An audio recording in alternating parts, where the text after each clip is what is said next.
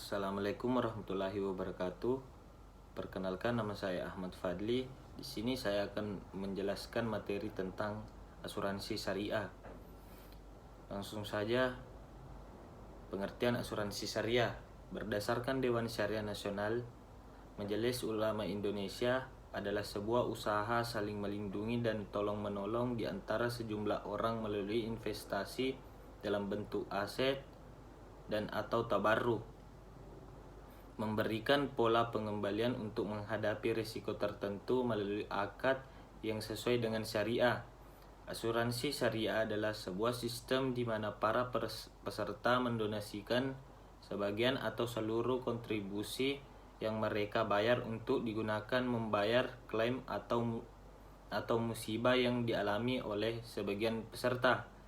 Proses hubungan peserta dan perusahaan dalam mekanisme bertanggung jawab pada asuransi syariah adalah sharing of risk atau saling menanggung risiko. Apabila terjadi musibah, maka semua peserta asuransi syariah saling menanggung. Dengan demikian tidak terjadi risiko atau memindahkan risiko dari peserta ke perusahaan seperti pada asuransi konvensional. Peranan perusahaan asuransi pada asuransi syariah terbatas hanya sebagai pemegang amanah dalam mengelola dan menginvestasikan dana dari kontribusi peserta. Jadi pada asuransi syariah perusahaan hanya tidak sebagian mengelola operasi saja, bukan sebagian bertanggung jawab seperti pada asuransi konvensional. Definisi terbaru adalah atau derma dalam definisi Islam atau hibah, sumbangan atau derma atau dana kebajikan diberikan dan diikhlaskan oleh peserta asuransi syariah jika sewaktu-waktu akan dipergunakan untuk membayar klaim atau manfaat asuransi lain.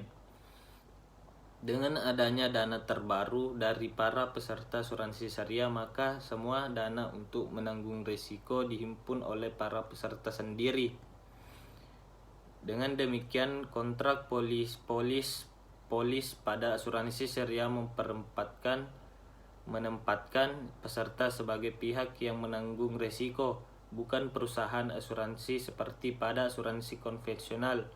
Oleh karena itu, dana-dana yang terhimpun dan digunakan dan oleh peserta tersebut harus dikelola secara baik dari segi administrasi maupun investasi.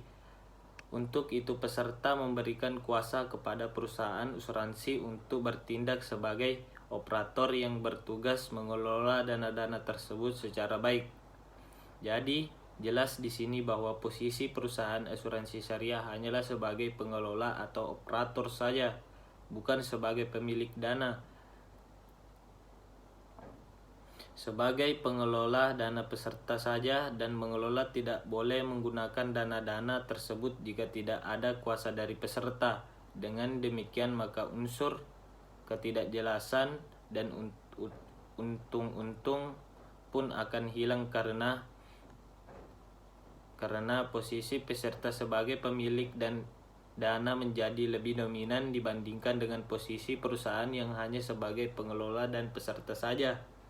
Peserta akan memperoleh sebagian keuntungan dari dana terbaru yang terkumpul. Hal ini tentu sangat berbeda dengan asuransi konvensional atau non-bank syariah, di mana pemegang polis tidak mengetahui secara pasti berapa besar jumlah premi yang berhasil dikumpulkan oleh perusahaan.